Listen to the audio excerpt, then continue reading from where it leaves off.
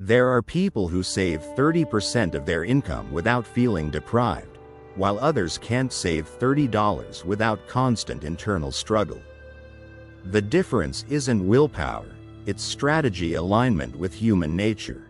When behavioral economist Richard Thaler studied why some people effortlessly save money while others struggle despite earning more, he discovered that successful savers weren't following traditional financial rules at all.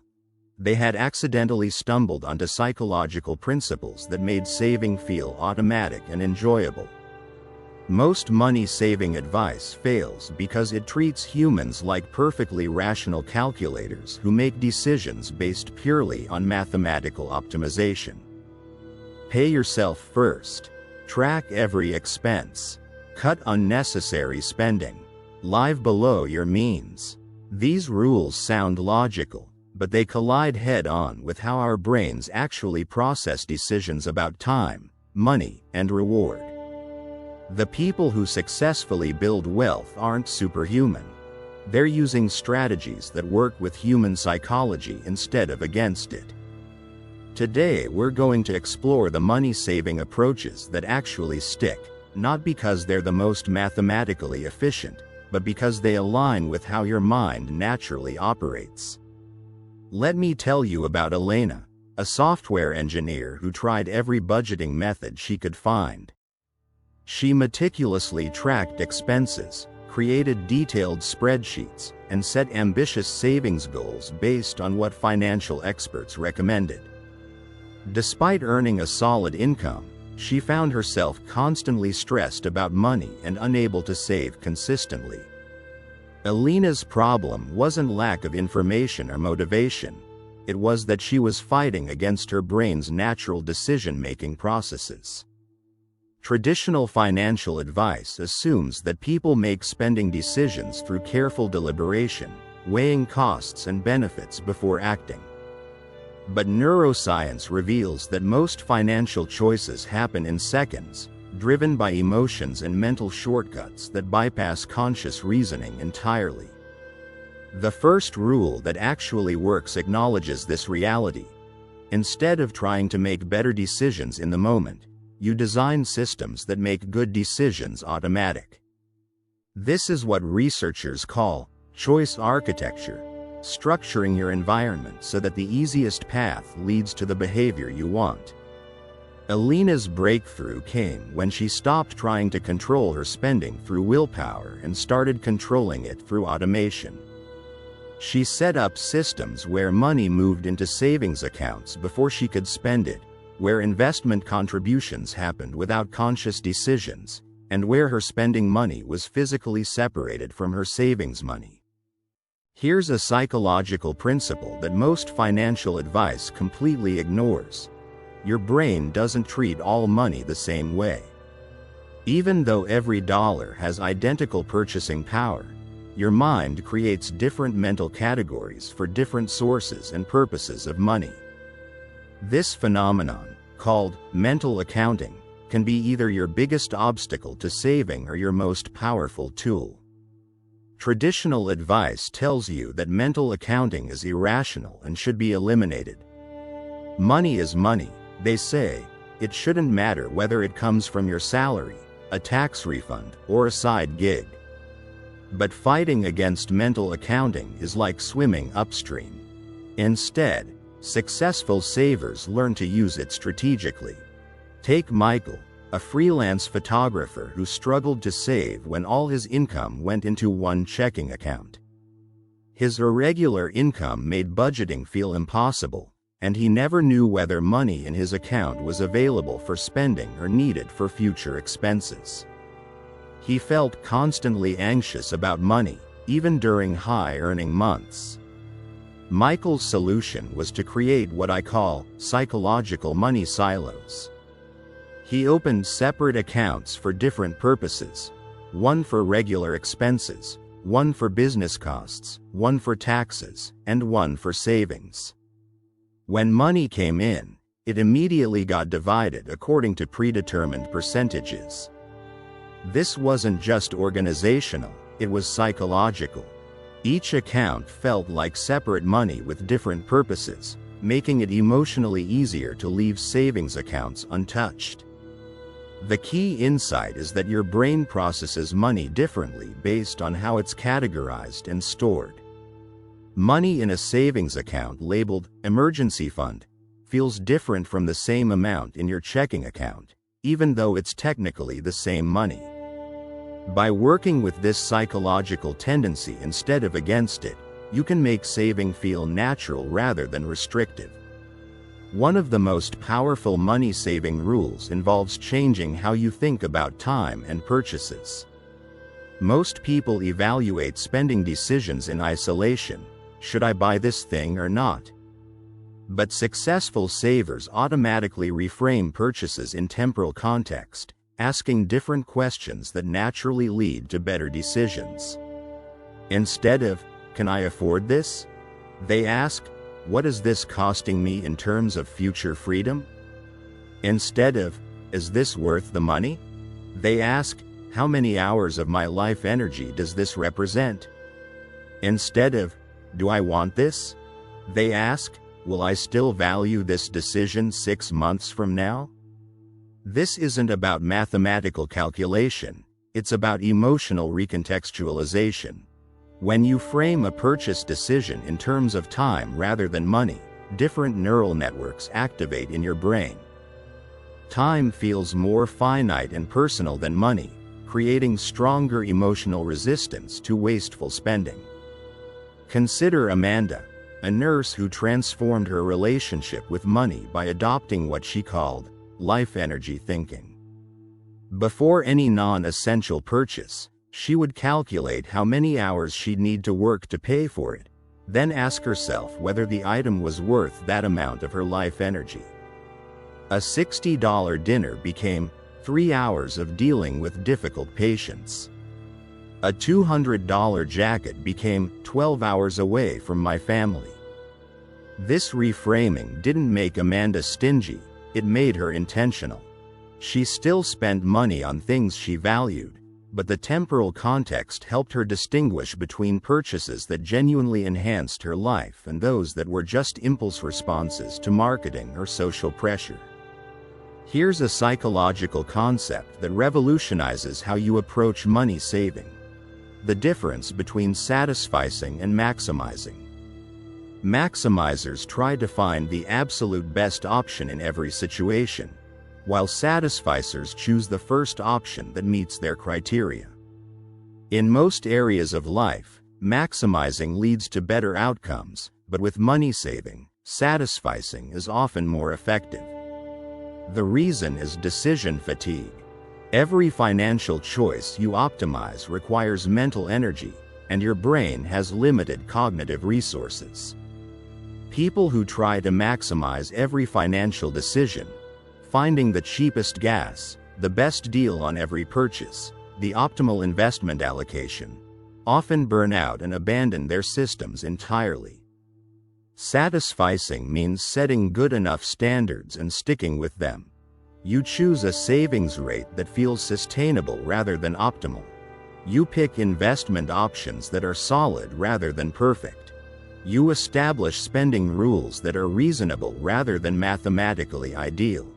James, an accountant who ironically struggled with personal financial management, discovered this principle accidentally. He spent hours researching the best high-yield savings accounts, comparing interest rates and fee structures, then never actually opened any of them because he couldn't decide which was optimal. Finally, in frustration, he opened an account at his regular bank that offered decent but not exceptional returns. Within 6 months, he had saved more money than in the previous 2 years combined. The psychological insight is profound. A good system that you actually use beats a perfect system that you abandon. Your brain needs consistency more than optimization when it comes to building financial habits. Most money-saving advice focuses on individual behavior change, but research shows that your social environment has more influence on your financial habits than your personal willpower. The rule that actually works is designing your social context to support rather than undermine your financial goals. This doesn't mean avoiding all friends who spend money. It means being strategic about when and how you socialize, and finding at least one person in your life who shares your financial values. Your brain has mirror neurons that unconsciously mimic the behaviors of people around you. If you regularly spend time with people whose spending habits exceed what you can afford, your brain will gradually normalize those behaviors as standard. The solution isn't social isolation, it's social curation. Successful savers often find creative ways to participate in social activities that align with their financial goals. They suggest hiking instead of expensive restaurants, host dinner parties instead of going to bars, or find friends who enjoy free community events. Consider Lisa, a teacher who felt financially pressured by her friend group's restaurant and shopping habits. Instead of avoiding social connection, she started suggesting alternative activities: potluck dinners, hiking trips, free museum days, outdoor concerts.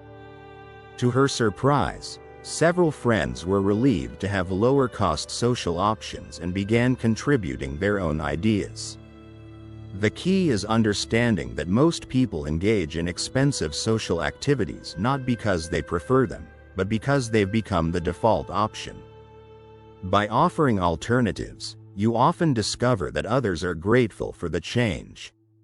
Here's something traditional financial advice rarely addresses. Most overspending is emotional regulation in disguise. When you're stressed, bored, lonely, or frustrated, your brain seeks immediate relief, and consumer culture has conditioned us to find that relief through purchasing. The money-saving rule that works acknowledges this reality instead of pretending it doesn't exist. Instead of trying to eliminate emotional spending entirely, you create healthier outlets for emotional regulation and budget specifically for some amount of emotional purchasing. This approach recognizes that your emotional needs are valid and require attention. The goal isn't to become a robot who never spends money for emotional reasons. It's to develop a broader toolkit for managing emotions, with spending as one option among many rather than your only strategy. Sarah, a marketing executive, realized that her biggest spending spikes correlated with stressful periods at work. Instead of trying to eliminate this pattern through willpower, she created what she called an emotional spending fund, $50 monthly specifically designated for stress purchases. She also developed alternative stress relief strategies, calling her sister, taking hot baths, going for walks, practicing breathing exercises. The psychological principle is harm reduction rather than elimination. By acknowledging that emotional spending will happen sometimes, you remove the shame and self-criticism that often lead to abandoning financial goals entirely. The modest budget for emotional purchases actually reduced Sarah's overall spending because it eliminated the guilt spirals that previously led to much larger spending binges. The most sustainable money-saving strategies work by changing your identity rather than just your behavior. Instead of thinking, "I am someone who is trying to save money," you gradually adopt the identity, "I am someone who saves money." This subtle shift creates profound psychological changes in how you approach financial decisions. Identity-based change works because your brain has a powerful drive for consistency. Once you see yourself as a certain type of person, you unconsciously look for ways to act in accordance with that identity. If you see yourself as someone who saves money, your brain will find ways to make saving feel natural and spending feel inconsistent with who you are. The process starts small. You look for evidence that you are becoming someone who saves money. Maybe you automatically decline a purchase you would have made previously. Maybe you feel proud when you check your savings account balance. Maybe you notice yourself naturally considering the long-term impact of spending decisions. Marcus, a sales manager, started this process by telling people he was someone who was getting serious about financial independence. Initially, it felt like a stretch, but gradually he noticed himself living up to this new identity. He began researching investment strategies, questioning purchases more carefully, and feeling genuinely excited about his growing savings account rather than deprived by his spending restrictions. The rule that works is celebrating small evidence of your evolving financial identity rather than focusing on the gap between where you were and where you want to be. Your brain needs positive reinforcement to sustain behavior change, and identity-based reinforcement is more powerful than outcome-based reinforcement. Traditional financial advice focuses heavily on goals. Save $10,000, pay off debt, build an emergency fund. But research shows that people who focus on systems rather than goals are more successful at long-term behavior change. Goals create motivation, but systems create results. A goal-focused approach asks, how can I save $10,000? A systems-focused approach asks, what kind of person effortlessly saves money, and what systems do they have in place? The first question leads to temporary behavior changes driven by willpower. The second leads to permanent lifestyle changes driven by environmental design. The money-saving rule that works is building systems that make saving automatic and unconscious. This might mean automatic transfers to savings accounts, percentage-based saving that scales with income changes, physical barriers between you and spending money, reward systems that make saving feel satisfying. Jennifer, a freelance writer with irregular income, struggled with goal-based saving because her income fluctuated unpredictably. Her breakthrough came when she shifted to systems-based saving. Every dollar that came in was immediately divided according to fixed percentages. 20% went to taxes, 30% to business expenses, 10% to emergency savings, and 5% to long-term investing. The remaining 35% was available for living expenses. This system worked regardless of whether she earned $500 or $5,000 in a month. During high-earning periods, all her accounts grew proportionally. During low-earning periods, she lived off the predetermined percentage without touching other funds. The system removed the emotional decision-making that had previously made her finances feel chaotic and stressful.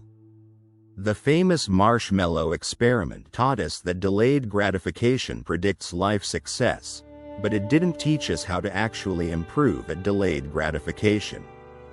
Most financial advice essentially says, just wait longer for rewards, which ignores the psychological mechanisms that make waiting difficult. The money-saving rule that works doesn't ask you to delay gratification. It redesigns gratification so that saving becomes immediately rewarding. This might mean creating visual progress tracking that makes growing savings feel like a game.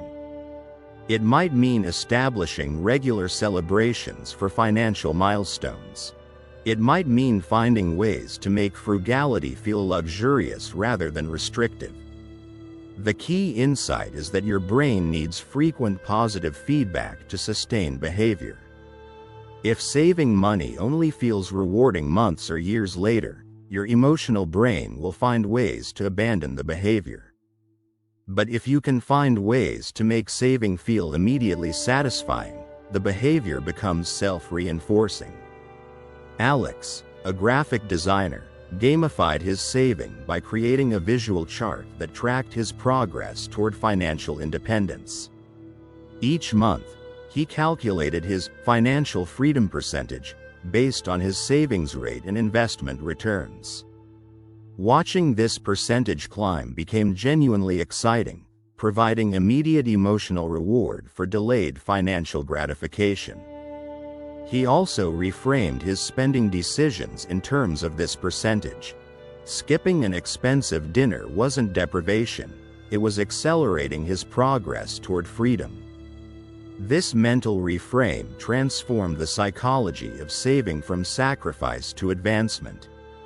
One of the most insidious threats to long-term wealth building is lifestyle inflation, the tendency for expenses to rise along with income. As you earn more money, it feels natural to upgrade your housing, food, entertainment, and possessions proportionally. But this pattern ensures that increased income never translates to increased savings. The money-saving rule that works creates what I call lifestyle inflation inoculation, systems that allow for some lifestyle improvement as income grows while protecting a meaningful portion of increases for wealth building. This isn't about permanent deprivation, it's about conscious rather than automatic lifestyle scaling. The most effective approach is the percentage save, percentage upgrade rule. When your income increases, a predetermined percentage goes directly to increased savings or investments, while another percentage becomes available for lifestyle upgrades. This satisfies your natural desire to improve your standard of living while ensuring that income growth contributes to long-term financial security. Diana, a software developer who received regular salary increases, watched her lifestyle expand to match her income without conscious planning.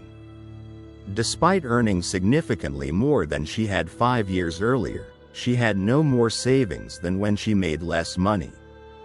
Her solution was implementing a 50-50 rule. Half of any income increase went to automated savings, half became available for lifestyle upgrades. This approach felt psychologically satisfying because it allowed for immediate gratification while building long-term security. Diana could upgrade her apartment, take better vacations, and enjoy her increased income, while simultaneously building wealth at an accelerating pace. Let's synthesize what we've learned about money-saving rules that actually work in real life. The strategies that succeed aren't the ones that sound most impressive or mathematically optimal. They're the ones that align with human psychology and work with your brain's natural tendencies instead of against them. Automation removes decision-making from moments of weakness. Mental accounting leverages your brain's natural categorization systems. Temporal reframing connects spending decisions to deeper values. Satisficing prevents decision fatigue from derailing your progress. Social environment design uses peer influence constructively. Emotional regulation approaches acknowledge that financial decisions are never purely rational. Identity-based change creates internal consistency that supports external behavior. Systems thinking generates sustainable habits rather than temporary motivation. Delayed gratification redesign makes saving immediately rewarding. Lifestyle inflation inoculation allows for improvement while building wealth. The most important insight is this: successful savers aren't people with superior willpower or mathematical skills. They're people who understand their own psychology and create systems that support their financial goals. They work with human nature instead of fighting against it. Start with the approach that resonates most strongly with your current situation. Maybe it's setting up automation to remove decision-making from your savings. Maybe it's reframing purchases in terms of life energy and time. Maybe it's finding one friend who shares your financial values and exploring lower-cost social activities together. Remember that these aren't rigid rules that you must follow perfectly. They're psychological principles that you can adapt to your unique circumstances and preferences. The goal isn't to implement every strategy immediately, but to find the ones that feel sustainable and build from there. Your relationship with money is deeply personal, influenced by your history, values, and current circumstances. The rules that work are the ones that honor this complexity while guiding you toward financial behaviors that support your long-term well-being and freedom. If these insights helped you think differently about money and saving, subscribe for more psychology-based approaches to building wealth and financial security. Understanding how your mind works is the foundation for creating lasting financial change. The question isn't whether you can save money, it's whether you're ready to work with your psychology instead of against it.